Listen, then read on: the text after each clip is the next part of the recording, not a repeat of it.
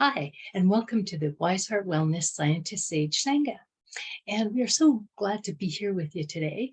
And we're talking about restlessness. If you were listening with us last time about rest, it was quite an interesting journey. And this was just the natural progression of things about being restless. And actually, the dictionary definition actually says that restless is resting less. And that is really the truth of it. If you are restless, you can't relax, you can't actually get good rest. And they actually say it's a result of anxiety or boredom.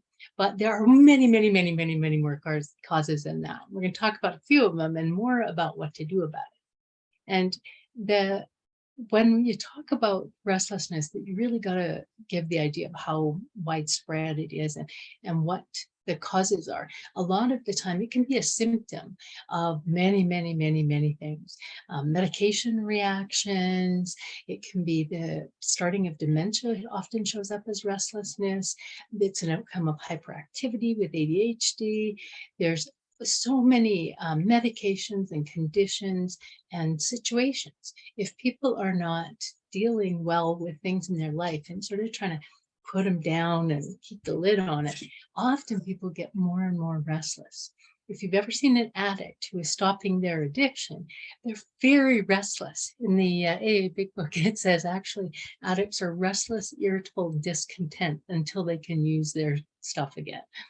And the whole program of AA, the 12 steps, any anonymous program is geared at how do you handle the restlessness without going into behaviors that harm you. So there's lots of things like that going on. But one of the most interesting things that came up when I just did my research was that restlessness is mentioned by almost every single faith tradition.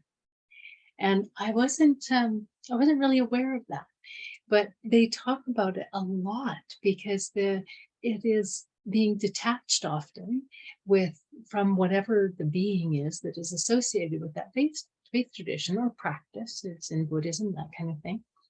So it's a disconnection from spirit, and the spirit's restless until we get some sort of idea and connection and surrendering almost to that kind of experience. The one that I really was moved by was from an elder Indigenous person called Black Elk, and he talked about the first peace, and that it just seems to be the utter solution to restlessness, the first peace. And he talked about that being that when people realize their relationship with the universe, with the oneness of the universe, is the words he uses, then they get restless. So that starts to disappear and they are connected to the universe. And that was talked about in the Buddhist idea. And it says, if you want to be able to concentrate or see things clearly in your life, basically, you have to overcome restlessness. And it isn't about shutting it down. It really, you're not trying to fix it in that kind of thing, but it really is making a friend with it, not to get rid of it quickly because that drives us into more and more restlessness. But it really is about making friends with it, becoming aware of it as a thing of its own, and then really being prepared to go with it, whatever it's going to teach you, whatever it might tell you, making friends with it basically, and then becoming easier and easier with its existence, and then being able to pay attention to it. And actually St. Augustine says, you have made us for yourself, O Lord, and your heart is restless, and our heart is restless until it rests in you. And that's a very most people would, very Christian kind of thing. But it's just about the same thing as Black Elk said, that we are restless until we know that first piece, that we are connected to everything. Interesting. Now, as I was doing this, I wasn't quite satisfied with what I found and that sort of thing. And really, I started to do a little meditation of my own about it. And my spiritual guides were talking to me as it is the separateness from ourselves and from the divine and from our bodies. So it isn't just from the divine, although our bodies are clearly brought by that, but it really is this self-centered focus on things we want to get and what we want to do next and how we wish the past had gone different. And so we're not here in time with ourselves either. And really, that we get so wound up in all of that we are constantly restless, trying to fix something somewhere at some time.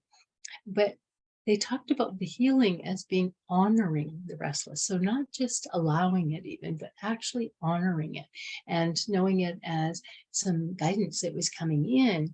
And then I can find out what's going on. For myself, one of the things I found out was that I withdraw from my life by slipping into that wanting to go forward or backwards or things like that. So I'm actually withdrawn from my actual life as it's happening.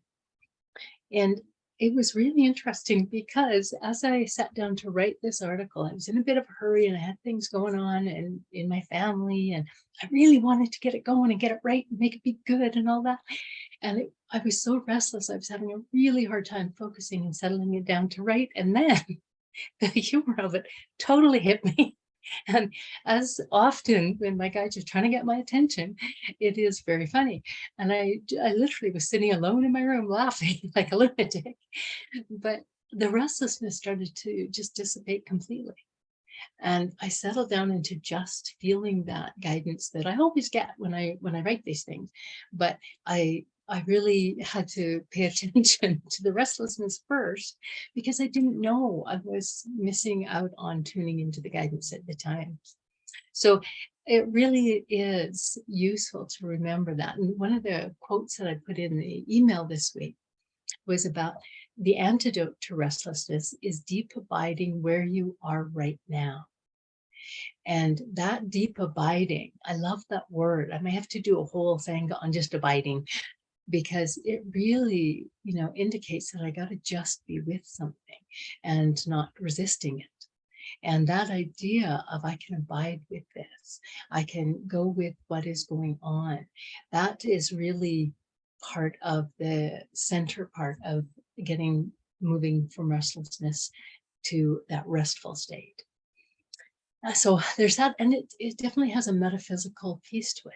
But before I, go further into some of that exploration about how to do that, I really want to tell people that it's important not to skip over the physicalness of it, because we can try and skip over that and think if I just, do more meditation or things like that, then that physical part will be gone. And sometimes that is the case. But often there are these other things that need to be sorted out. And it can be indicative of imbalances in brain chemistry, the onset of certain diseases, all those things that we just talked about. It can be those things. And a couple of the things that I use are things like magnesium for restless legs. And restless leg syndrome is a thing. And that is, they think it's by imbalances in brain chemistry that occurs as well.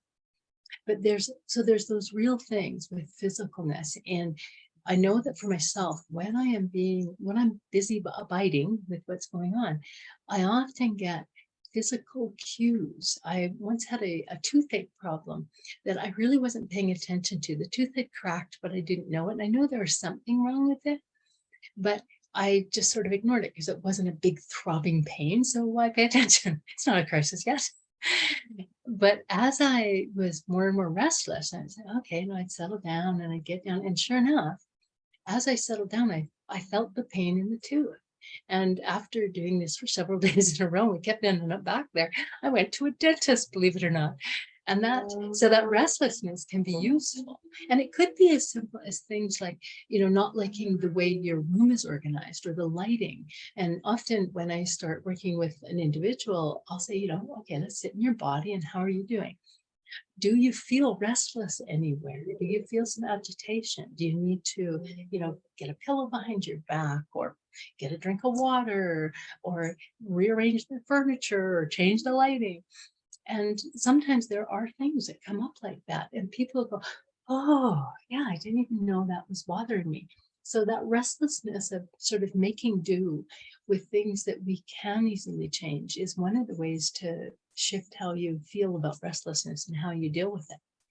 And all those little things add up to a great deal of restlessness. I've gotten rid of all the clothes in my closet that make me restless. If it has itchy things, or it's too tight in the arms, or the neck is too high, and just not continuing to stay in a circumstance that is causing that. So that's the caveat before these other things. And so if that is an ongoing problem, don't just skip ahead to the 3 steps to navigate feeling restless. Pay attention to those things too.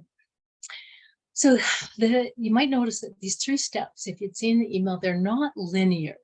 Don't do this one, then that will lead to that, and that will lead to that. This is more of a circular thing. And really, these kind of steps go round and round, that you can do them at a deeper and deeper level, and you will get deeper and deeper results. And the first one is literally to step within. And that stepping within, like the finding out about my toothache, I was using a body scan, and I would go through it and I would have, oh, it's all good. I don't have any headaches or anything. And wait a minute. When I got to this level, I had this little toothache. And then I would go, no, there wasn't anything else that was wrong, but that would keep popping up. And when you're doing that, stepping within frequently, the restlessness that is just surface kinds of things starts to dissipate. And it's really useful to do at nighttime when people go to bed, if you have trouble going to sleep, to do that scanning. What's on my mind, what's going on in my body. The restlessness can often be calmed that way. And not, again, like I say, to get rid of it, but to get familiar with it, get intimate with it. And then, like I say, sometimes that idea of going to some universal guidance, whatever your faith tradition or thoughts about that are, it might be just asking a higher self, or if you have guides like mine that communicate to me, or if you are following a certain faith tradition that has prayers and things like that. That can be really, really useful, especially as you go through and ask if your restlessness has any guidance for you. Is there any purpose to the restlessness that you might be experiencing? So it's really useful to check off that part, go literally from the higher stuff and come in and check it out. And literally, a lot of people in our society, we think that our cure for restlessness is going to be coming outside ourselves, and we get more stuff. We fix things. It might be, the newest hair growth cream, or if I got a quieter dishwasher, or if I got a car that was electric. And there's nothing wrong with any of those things. But if I am seeking the cure to my restlessness through them, you just accumulate stuff. And the more stuff we have, the more commitments we have. And, literally it just goes on, and we get more restless as it accumulates, So just that kind of paying attention, trying to control it in those kind of reactive ways. Lots of times when people are doing those scans, that kind of stuff comes up, becomes apparent. And noticing that sort of thing, the direct answers, like I sort of have an impression, and sometimes almost like it's an inside hearing, that kind of thing. But lots of times there'll just be images that show up in my day, and they keep repeating, things like that, or a problem that I keep trying to solve and it keeps coming back. There's lots of ways that the universe might present to you. But the idea of saying, okay, I'm just going to breathe and I'm going to ask for, some help with this restlessness, whatever that might look like. And then I go on about my day, and it might just show up. In shamanic practice, they often do it about going for a walk. There's something that's making them restless, and they'll just go for a walk in nature and say, present the answers or that suggestions to me. So that kind of thing from the inside out is the first sort of step, the within. And not the first, one of the steps. Like I say, it's a circular kind of practice, because we do want to check the body too, check out those things that might be, actual physical ailments that I need to deal with. But then the step away, this is, it sounds counterintuitive to what I've been saying about don't just try and push it away. But it really is, sometimes we need a break from restlessness. And so I might go and do something, but I really encourage people to do this with actual conscious thought, saying it out loud to themselves, that kind of thing, so that you don't end up in that loop of reactivity. And I know for myself, if I can just go outside, I start to feel better. I am less restless. If I am inside, the pandemic just about killed me, being inside so much, on my own so much. And it really, going outside was one of the lifesavers for me. Any kind of weather, didn't matter. So that kind of doing that sort of thing, or doing some physical movement might be useful for you. It might be useful for you to go and get a massage, those kinds of things that might help reduce the level of restlessness to a place where you can go within with it, things like that. Because if we can indulge in something positive, what I call a positive distraction. So again, it's knowing that I'll come back to it. When I was going through a lot of therapy for some trauma, I would literally have a blanket wrapped around me, and I would take the blanket off and fold it up and say, we are done for now, but I will be back. So that restlessness that I felt about the stuff that was coming up could rest for a while, and I could rest for a while. So doing those kinds of almost rituals or closure, put on hold moments can be really, really useful. And then we can come back. And the other thing I would talk about for a moment here is talking about using supplements. I mentioned using magnesium. A lot of people find that really useful. Things like GABA, it's given the name of GABA. If it's a medicine and a supplement. GABA can be really useful for bringing down anxiety. There's a company called True Hope that I would love to be a promoter of, but you never get paid from that. You just talk about them anyway because they are so good. And they have a couple of products for me knows what are amino acids for your brain, and something called EMP, and that product is vitamins and minerals for your brain. And often the brain chemistry imbalances and things like that that can arise from all sorts of things, from birth, from consuming too many things like sugar and alcohol and things like that, or too much stress over a long time. These can really help to calm them. And as your brain chemistry sorts itself out and gets the things it needs to produce both the chemicals and the neurons that can receive and give them, then the agitation often settles down. So those kinds of things. And if you have a medication that you've been prescribed to use, so it isn't about literally, that is about stepping down, stepping away a little bit. So you're not trying to manhandle it just on your own. These are things that can really help as well. So I really want to be clear with people. I'm never about it has to go one way, because we have to be where we are. And sometimes the restlessness gets so bad that we can't do anything, say emotionally or mentally, until we get a little biological help. So it's really useful that way. The other thing, because this is such a symptom of addiction, restlessness shows up as wanting something.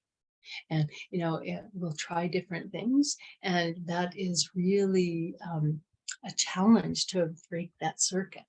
But one of the things that chemically changes the vagus nerve in your body is writing down gratitudes. But it only works well if you actually are feeling so if you just say, yeah, I'm glad I got teeth, probably not going to get the change you want. But if you're like, I'm so grateful that my family has good teeth, that I inherited these great teeth.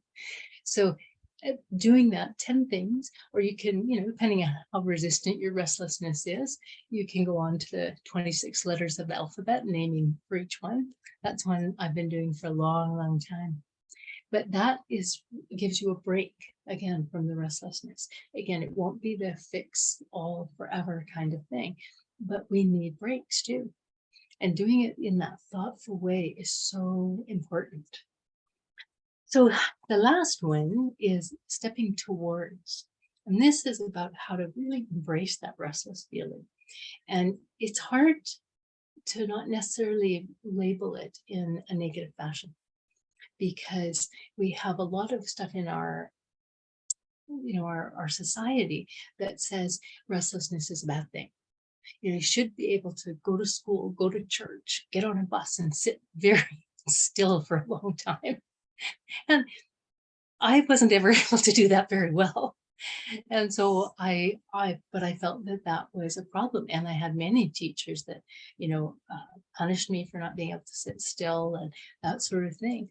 But if we can move beyond those kinds of things and really think, just a minute, is this an energy that I have, that I particularly have, that is part of me, that I can use in some way, that I might be able to use it to, learn a new dance or try something creative or those kinds of things. Really looking to what could I use this energy for? And one of the things that when I can direct it that way is house cleaning. It's fabulous when I get really restless and I can house clean something. A lot of people I know have like practically remodeled their homes. They have got, in a difficult time. And when we can use that energy in that sort of way, but the same sort of thing, listening to the guidance about it, not forcing. I'm not going to force myself to, clean the house so I settle down. Not that kind of punitive, controlling kind of thing, but let me try this on. Let's see. And that can be really wonderful. I will probably die dancing, because that's one of the things that really helps me to be less restless. The music sort of tunes my body and I can move in rhythm instead of sort of jerking around trying to not be restless. So that can be really useful. And it can be a clue as well to things like there's something that you want to do that you haven't been allowing yourself to do, and whatever that might be. And I've been working with someone who is wanting so badly to travel, but they've had lots of barriers and obstacles in the way. So we've been really just taking it down to the little tiniest step. And every tiny step that they take towards these possibilities makes them less restless. And it's not a fait accompli. It's not that it's already done. And the first adventure had some pretty big bumps in it, but it also was a cure for the restlessness. It was really lovely in so many ways. And so it could be, a new job, meeting new people, taking up new activities. Often our beings are nudging us towards something. So restlessness is not always this bad thing. I know I've gone on a lot about the symptomatic part of it, that it could be, from those things, but it is also symptomatic of us being led somewhere and towards something that is a little different. And that, being in this society that sort of wants you to rein it in, that restlessness, and you shouldn't have it, and often medicalizes it and, makes it pathology, that sort of thing. So it's really challenging for us to find our own rhythms with our restlessness and, that abiding with. So the abiding doesn't mean you don't have it. The abiding means you are working with it and being friends with it, walking along with it. So then, the restlessness can sort of lead you instead of drag you by the hair. And, oh, wait, I don't want to be restless. So, and that doesn't mean, like I say, that we don't treat the things that need to be treated in a medical kind of way. It really means that we pay attention in all of the ways, pay attention in all of the possibilities. So that's all I want to talk about. I want to just get you to rest for a moment, take a breath, and just investigate any restlessness you might have and your reactions to it. So just make yourselves comfortable. And feel free, if you're with us live, to go off screen if you wish, stay on if you like to. I can't change mine off or I lose the focus on my camera. So I'm not going to mess around with that kind of thing. Technology makes me a little bit restless. So just relax, take a couple of breaths.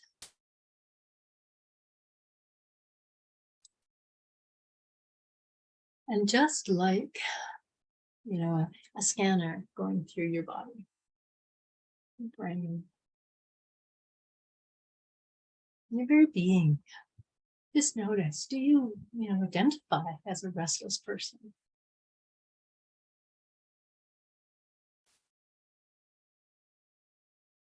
And notice if there's any particular things that might be making you restless right at this moment.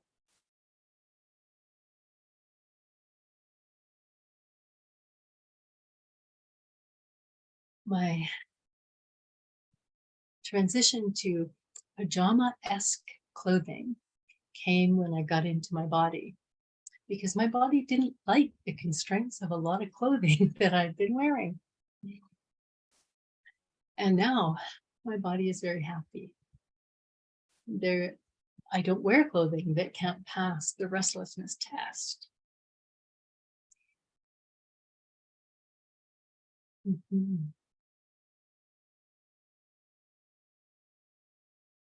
And just bring to mind things that you have done to meet your restlessness.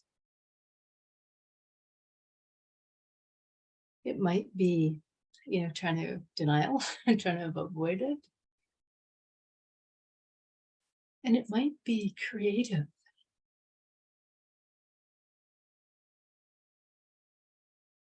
As a child, I didn't sleep much, but I had wonderful creative nights where I would make up games and I would get under the blankets with a flashlight and look at books. And often I still have nights like that. I'm still not the best sleeper, but again, I abide with that. And I literally, what can I do right now? And lots of meditation and puppy patting and things that just make friends with that time and space of restlessness. So just notice both those things that you might have done that are not as adaptive or comfortable, and those things that you do that are creative and comforting and settling.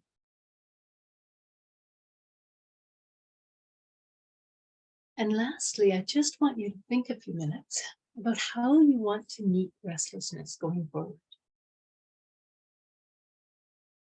Do you want to be curious about what it's got to teach you?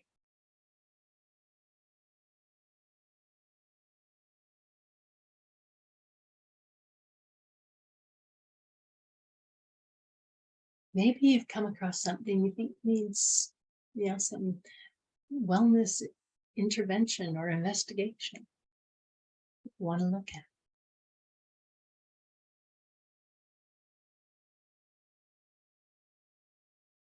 Maybe you had a little awakening moment and you have some plans for that restlessness of yours. And maybe you sat down and went, I don't have any restlessness. That's all right too. You celebrate that.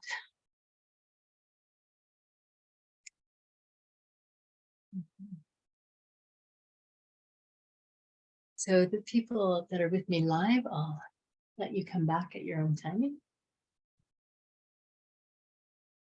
And those that are with us watching at another time, thanks again for being with us.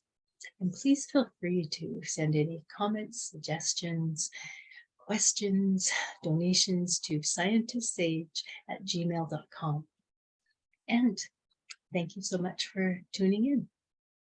Good night.